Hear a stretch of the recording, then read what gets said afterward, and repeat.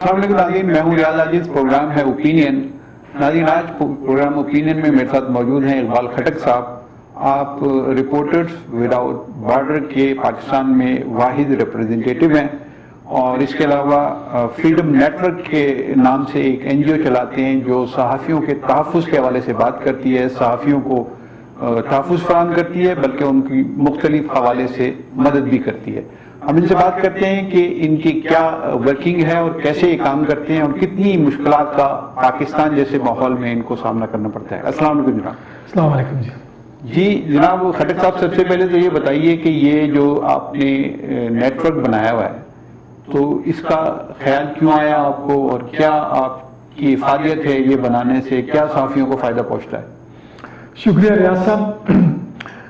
جیسے آپ نے کہا کہ میں ایک بین الاقوامی ادارہ ہے صحافیوں کے تحفظ کے لیے دنیا میں، بہت بڑا نام ہے اس کا، رپورٹرز وداؤٹ بارڈر، جو کہ فرانس میں اس کا مرکز ہے، مرکزی دفتر ہے۔ میں اس کا پاکستان میں 1999 سے نمائندہ ہوں۔ ہمارا بنیادی کام جو ہے فریڈم آف ایکسپریشن اور فریڈم آف دی پریس کی مانیٹرنگ کرنی ہے کہ اس کی خلاف ورزیاں ہو رہی ہیں یا نہیں ہو رہی ہے۔ پاکستان کا آئین پاکستان کے شہریوں کو بولنے کی اجازت دیتا ہے، رائے رکھنے کی اجازت دیتا ہے، سیاسی وابستگی کی اجازت دیتا ہے، اور جو اقوام متحدہ کے بنیادی انسانی حقوق کا چارٹر ہے، پاکستان اس کو مانتا ہے، پاکستان نے اس پہ دستخط کیے ہیں، تو اس کی میں مانیٹرنگ کرتا ہوں۔ اور آر ایس ایف پاکستان میں ایک بہت عزت کے نام سے پکارا جاتا ہے۔ اس ادارے کے ساتھ میری اتنی لمبی وابستگی سے آپ کو پتہ چلے گا کہ یہ ایک ایسا ادارہ ہے جو کہ نہ کسی ایجنڈے کی بات کرتا ہے، نہ حکومتوں کی بات مانتا ہے۔ یہ صرف اور صرف صحافیوں کے حقوق کے لیے لڑتا ہے، چاہے اس کو اپنے فرانسیسی حکومت سے لڑنا پڑے، چاہے وہ پاکستان میں یا دنیا کے کسی ممالک میں۔ ہم 180 ممالک میں اس ادارے کے نمائندے ہیں، اور میں اس ادارے کے ان لوگوں میں شامل ہوں جو سب سے زیادہ عرصہ اس ادارے کے ساتھ رہے ہیں، ابھی تک رہ رہے ہیں۔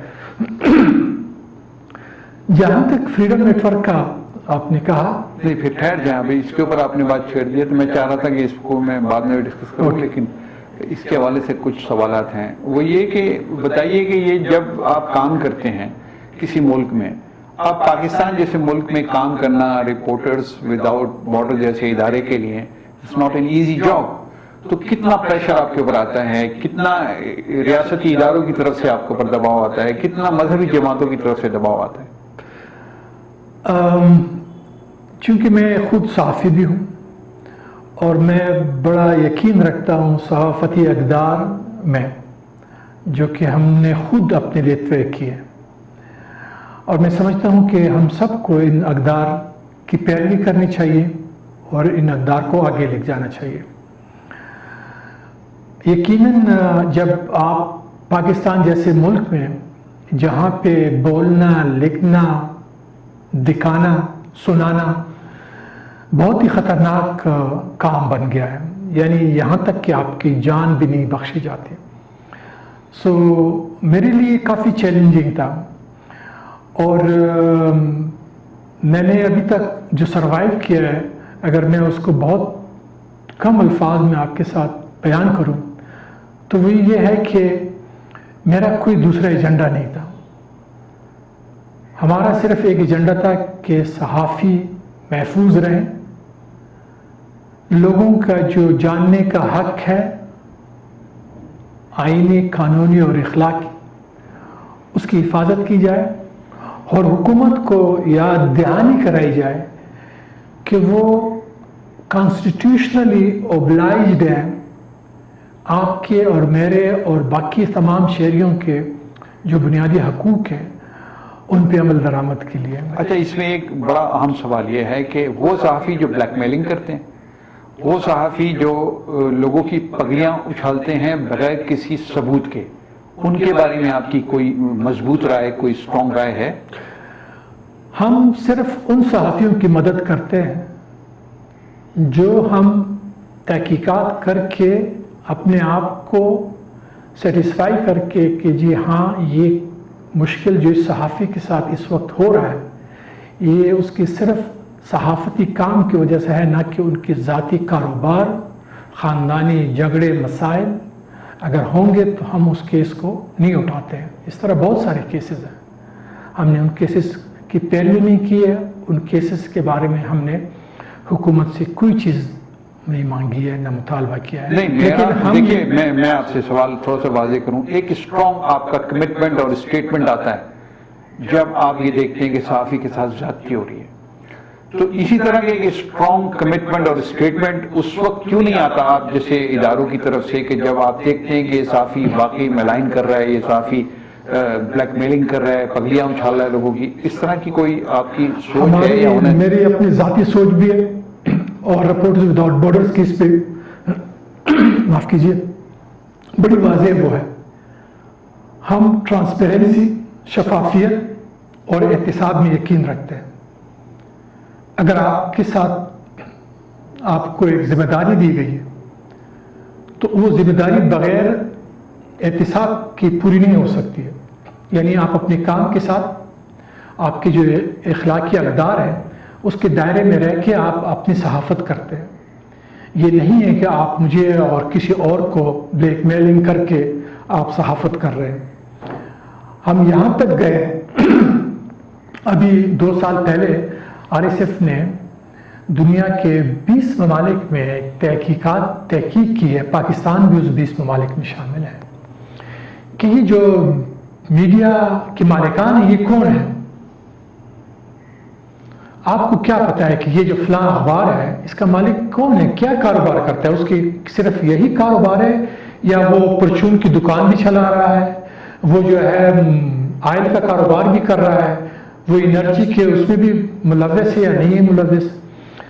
ہم نے ٹاپ 10 اخبارات کو، ٹی وی چینلز کو اور FM ریڈیو اسٹیشنز کو اٹھا کے ان کے مالکان کے بارے میں معلوم کیا ہے، اور وہ آن لائن پڑا ہوا ہے، آپ دیکھ سکتے ہیں میڈیا اونرز کے نام سے۔ وہ کیا نکلا اس میں بہت ساری چیزیں نکلیں گی، وہ جو ٹاپ 10 وہ ہیں اخبارات ہیں، ٹی وی چینلز ہیں، ان کے مالکان کون ہیں، ان میں ڈائریکٹرز کون ہیں، ان کے ریئل کمپنیز کون چلاتا ہے، اور اس میں ان کا سالانہ جو، کیونکہ یہ رجسٹرڈ کمپنیز ہیں اور بطور رجسٹرڈ کمپنی آپ کو ACCP کے ساتھ سالانہ اپنا بجٹ پیش کرنا ہوتا ہے۔ سالانہ آپ کا میڈیا کے علاوہ دوسرا کام کون سی کمپنیز کر رہی ہیں وہ بتائیے نا۔ اس میں آپ اس میں اتنا ڈیٹا ہے کہ آپ ایک سمندر میں ڈوب جائیں گے، آپ کو جو مکمل، اور یہ سارا ڈیٹا جو ہے گورنمنٹ آف پاکستان کا سرٹیفائیڈ ڈیٹا ہے، یہ ACCP نے ہمیں دیا ہے، اس پہ ACCP کا مور لگا ہوا ہے اور دستخط ہے، اور یہ جو ڈاکومنٹس ACCP کے پاس پڑے ہیں وہ ان مالکان نے خود دیے ہوئے ہیں۔ میں سوال کو اس طرح کر لیتا ہوں کہ کیا پاکستان میں کوئی ادارہ ہے جو صرف صحافت کے نام پر صحافت ہی کر رہا ہے؟ کوئی ایسا ادارہ ہے؟ کچھ ادارے ہیں لیکن ان کا اور بزنسز بھی ہیں۔ بات تو وہی ہو گئی نا، اس کا مطلب صحافت صرف کوئی بھی نہیں کر رہا، دوسرے بزنس ساتھ لے کے چل رہے ہیں۔ ہم یہ دیکھ رہے ہیں کہ آیا آپ ٹرانسپیرنٹ کتنے ہیں؟ مثال کے طور پہ کہ آپ نے کیا اپنے ویب سائٹ پہ یہ دیا ہوا ہے کہ اس کا مالک کون ہے؟ آپ نے کیا اپنے ویب سائٹ پہ پرو ایکٹیو ڈسکلوجر جس کو ہم کہتے ہیں کہ جی آپ کا سالانہ کتنا منافع ہو رہا ہے، آپ کی سالانہ بجٹ کیا ہے؟ آپ کو پتہ ہے کہ آپ کس ادارے میں جو کام کر رہے ہیں اس کے CEO کی کیا تنخواہ ہے، ڈائریکٹرز ان کے کون ہیں؟ کسی کو پتہ نہیں، لیکن یہ معلومات پڑی ہے اور یہ آپ حق رکھتے ہیں کہ وہاں پہ جا کے کچھ پیسے دے کے لے۔ مجھے بتائیے کہ عالمی سطح پر اگر میں بات کروں تو کتنے ممالک ہیں ایسے یورپ میں کہ جو صرف اس بنیاد پر کام کرتے ہیں کہ اگر وہ میڈیا کا کام کر رہے ہیں تو صرف میڈیا ہی کا کام کر رہے ہیں، دوسرا کام نہیں کر رہے؟ دیکھیے اس طرح کی کوئی قانون نہیں ہے کہ آپ کو کہا جائے کہ جی آپ اگر میڈیا کا کاروبار کریں گے تو صرف میڈیا اور چیزوں میں گھسیں گے۔ اس کا مطلب ہے کانفلکٹ آف انٹرسٹ تو ہر جگہ آ جاتا ہے نا کسی نہ کانفلکٹ آف انٹرسٹ تب آئے گا جب آپ اس کو بیان نہیں کریں گے. اگر میں ایک ادارے کے ساتھ کام کر رہا ہوں اور ساتھ ہی اپنا ذاتی کاروبار بھی کر رہا ہوں اور میں نے اس ادارے کو بتایا نہیں ہے اور میں اپنے ذاتی کاروبار کے لیے اس ادارے کا نام استعمال کر رہا ہوں, پلیٹ فارم اس کو استعمال کر رہا ہوں, تو یہ کانفلکٹ آف انٹرسٹ ہے. اور اگر میں نے اس ادارے میں وہاں ڈکلیئر کیا ہے کہ جی میں یہ کام کر رہا ہوں اور ادارے کو اعتراض نہیں ہے اور ادارہ سمجھتا ہے کہ آپ کے اس کام سے ہمارے کام پہ کوئی نیگیٹو وہ نہیں ہوگا, فال آؤٹ نہیں ہوگا, تو مجھے اجازت دے دیتے ہیں. اگر دیکھیے میں اس سینس میں بات کر رہا ہوں کانفلکٹ آف انٹرسٹ کی, کہ اگر ایک ادارہ ہے, ایک آدمی میڈیا چلا رہا ہے, ایک آدمی کے دوسرا بھی تمباکو کا کاروبار بھی ہے. اب جب تمباکو کے کاروبار پہ ٹیکس کی بات آتی ہے, تمباکو کے کاروبار میں کوئی کرائسس آتا ہے تو وہ میڈیا کو استعمال کرتا ہے اور میڈیا کو ایز اے شیلڈ یا ایز امبریلا استعمال کرتا ہے.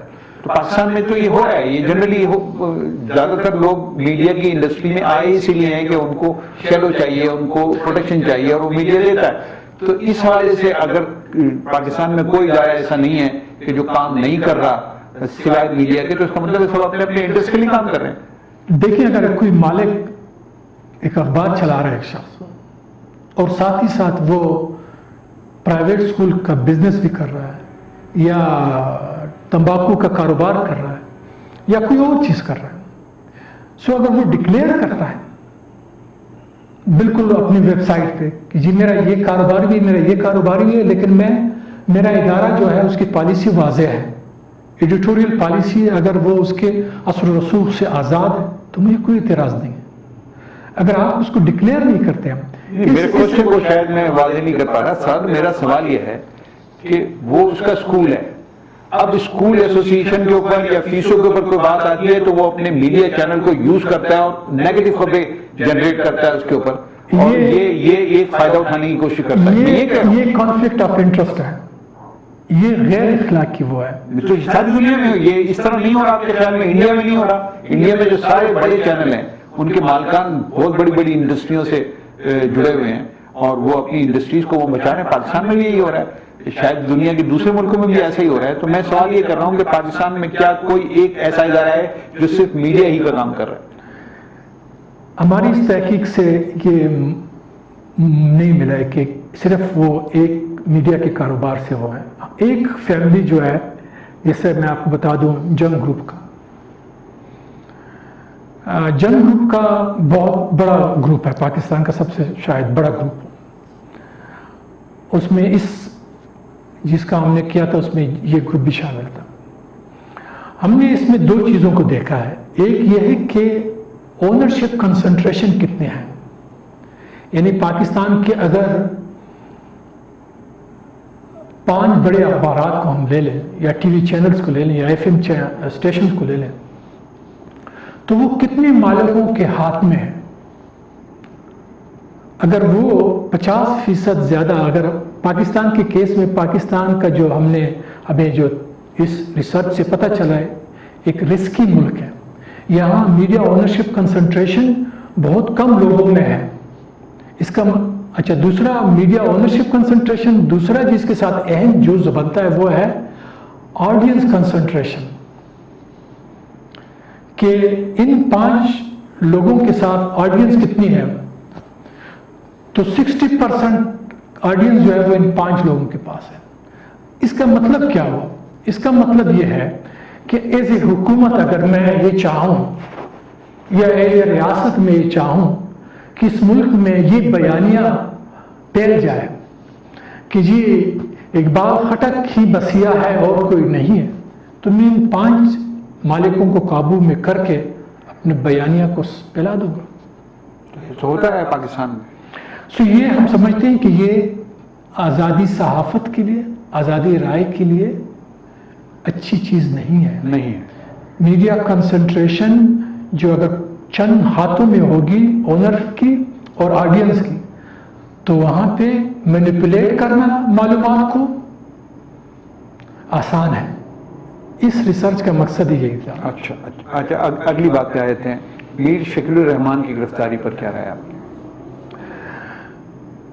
میر شکیل الرحمان کے ساتھ وہی کچھ ہوا ہے جو رحمت شاہ آفریدی کے ساتھ 1999 میں ہوا تھا. رحمت شاہ آفریدی کو لاہور میں اینٹی نارکوٹکس فورس نے گرفتار کیا اور انہوں نے کہا کہ جس کی گاڑی میں ہم نے پتہ نہیں کتنے 9 منچرز پڑے تھے. میر شکیل الرحمان کو گرفتار نہ کیا جاتا اگر اس کے ادارے کی ایڈیٹوریل پالیسی موجودہ حکومت کے خلاف نہ ہوتی. اچھا، اس کا مطلب یہ ہے، یہاں ٹھہر جائیے 1 منٹ کے لیے. اس کا مطلب یہ ہے کہ جو دوسرے ادارے ہیں ان کی ایڈیٹوریل پالیسی بہت زیادہ متصادم نہیں ہے موجودہ حکومت سے. اتنے آزاد بھی نہیں ہے. آپ دیکھ لیں کہ جو صحافی بولنے والے تھے ان کی جابز ختم ہو گئی ہیں یا ختم ہو رہی ہیں. ابھی پرسوں ایک خاتون صحافی کو نکال دیا گیا اور آپ بھی جانتے ہیں، میں بھی جانتا ہوں کہ وہ ایک آزاد صحافی کے طور پہ رہنا چاہتی تھی اور کام کرنا چاہتی تھی. سو اس وقت آزاد ایڈیٹوریل پالیسی جو رکھے گا آپ کر سکتے ہیں بالکل، لیکن اس کی بہت بڑی قیمت آپ کو ادا کرنی پڑے گی. بغیر قیمت کے آپ اگر یہ سوچتے ہیں کہ میں آزاد پالیسی رکھوں گا اخبار کو اور عوامی مفادات کو سب سے اہم سمجھوں گا، تو پھر آپ جو ہے میرے خیال میں بہت بڑے خطرے کو آواز دے رہے ہیں. اوکے، پاکستان میں زیادہ تر چینل کس کو سرو کر رہے ہیں؟ عوام کو سرو کر رہے ہیں یا اسٹیبلشمنٹ کے مفادات کو؟ پبلک انٹرسٹ کی جرنلزم سنگل ڈیجٹ میں ہے، اس کی جو شرح ہے یعنی 10% بھی نہیں ہے. اچھا، زیادہ تر آپ سمجھتے ہیں. یہ جو پیمرا نامی ایک ادارہ بنا ہوا ہے یہ کیا کر رہا ہے؟ پیمرا ایکچولی ایک لائسنسنگ اتھارٹی تھی اور اس نے اب ایک رول لے لیا ہے نیوز روم یا نیوز ایڈیٹر کا، اور اب وہ جو ہے لائسنسنگ بھی دے رہا ہے، پیسے بھی دے رہا ہے، ساتھ ہی ساتھ آپ کو یہ بھی بتا رہا ہے کہ آپ کو کنٹینٹ کس طرح ہوگا. یہ وہ خود بتا رہا ہے یا اس کو کوئی بتا رہا ہے اور وہ آگے پہنچا رہا ہے؟ وہ ایک پوسٹ آفس کے طور پہ کام کر رہا ہے. اگر ہم نے اس تحقیق میں جو آپ ابھی گفتگو کی اس ریسرچ کے بارے میں میڈیا اونرشپ کنسنٹریشن اور میڈیا آڈینس کنسنٹریشن، ہم نے پیمرا کو بھی اس میں شامل کیا تھا کہ پیمرا کیا چیز ہے. پیمرا سے ہم نے معلومات لی، پیمرا نے ہمیں معلومات نہیں دی. پیمرا نے ایسے لوگوں کو لائسنس دیے ہیں جن کی کمپنیاں SCCP کے ساتھ رجسٹرڈ نہیں ہیں. وہ کون لوگ ہیں ان کو کچھ پتہ نہیں چل رہا ہے، ان اونرز کا کچھ پتہ ہی نہیں چل رہا ہے.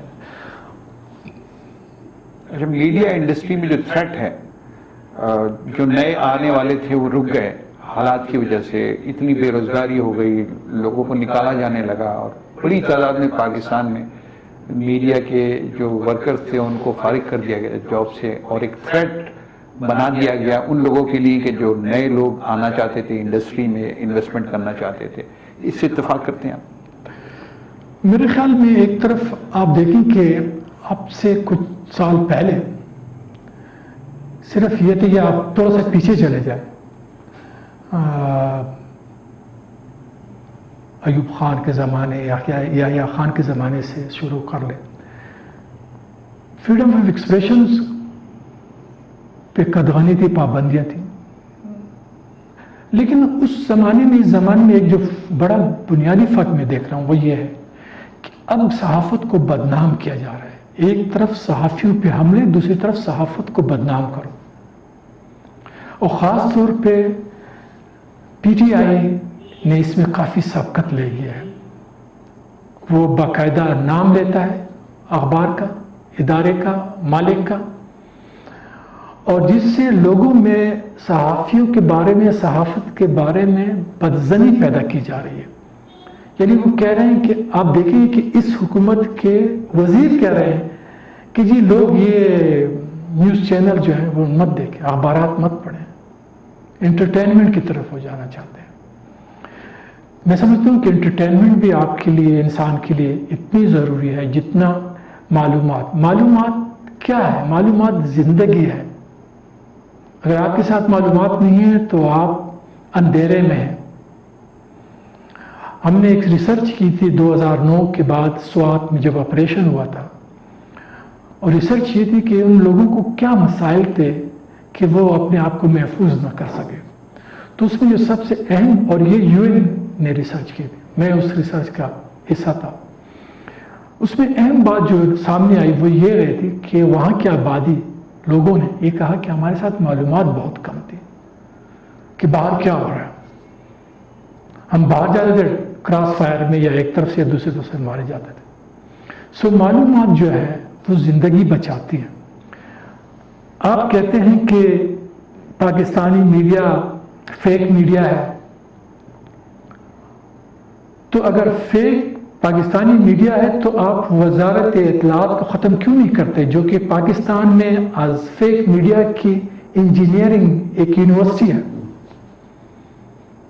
جہاں پہ کروڑوں اربوں روپوں کا سالانہ بجٹ ہوتا ہے میڈیا کے لیے, تاکہ ان کو حکومتی رنگ میں ڈبویا جائے. اب تو وہ غالباً سیکرٹ فنڈ ختم کر دیا گیا. انفارمیشن منسٹری کے ساتھ فنڈ تو ہے نا ابھی بھی فنڈ. اچھا یہ بتائیے کہ جو بس ایک دو سوال اور آخری آپ سے پوچھوں کہ طلعت حسین جیسے لوگوں کو نکال دیا گیا, رؤف کلاسرا کو نکال دیا گیا, یہ خاتون کا بھی آپ نے ذکر کیا, ان کے لیے کبھی آپ نے آواز اٹھائی کہ بھائی یہ آپ کیسے نکال سکتے ہیں کسی کو ایسے بس کہ صبح سے کل سے مت آنا؟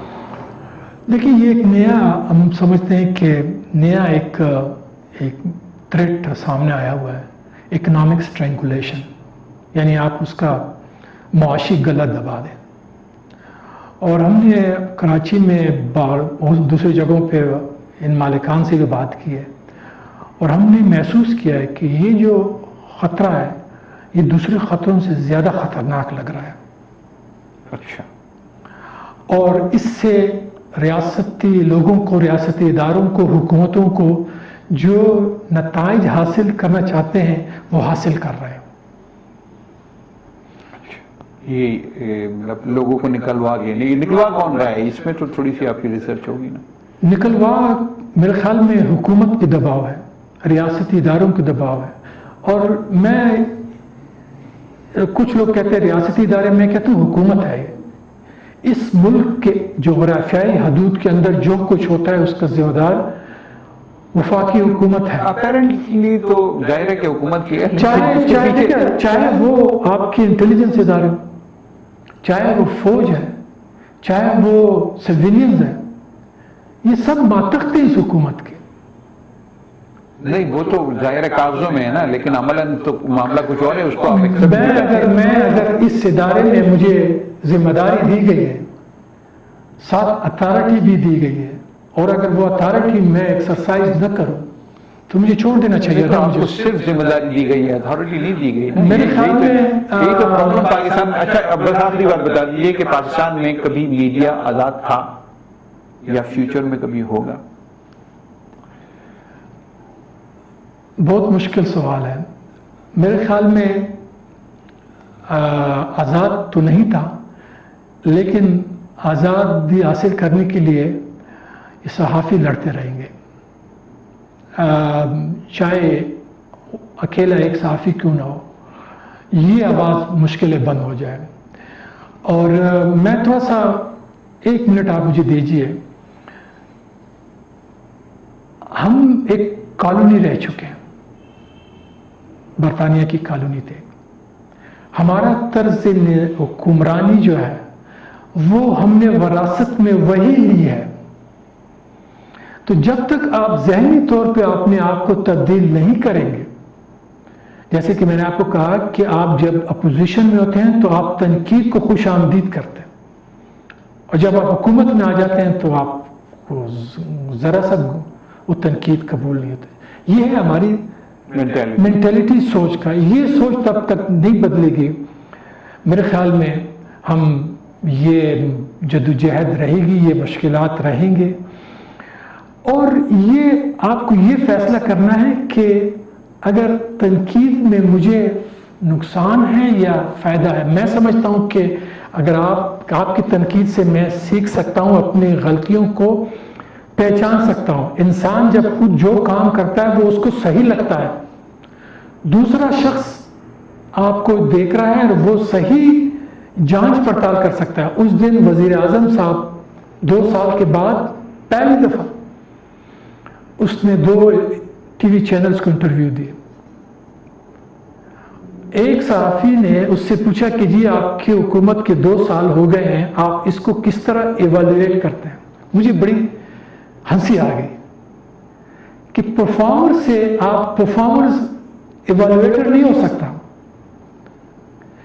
میں اگر یہاں پہ اس ادارے کی اور یا اس ملک کی خدمت کر رہا ہوں تو وہ آپ ہیں جو مجھے دیکھ رہے ہیں اور اندازہ کر رہے ہیں کہ میں صحیح کام کروں یا غلط کام کر رہا ہوں، میں اپنی ڈائریکشن میں ہوں یا بغیر ڈائریکشن کے ہوں.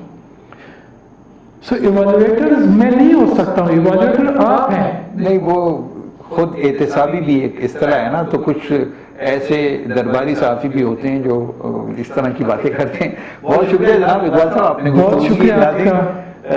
اقبال خٹک صاحب گفتگو فرما رہے تھے. یہ ساری گفتگو میں آپ کے حوالے کرتا ہوں، اس کا تجزیہ آپ کیجئے. مجھے اجازت دیجئے. اللہ حافظ.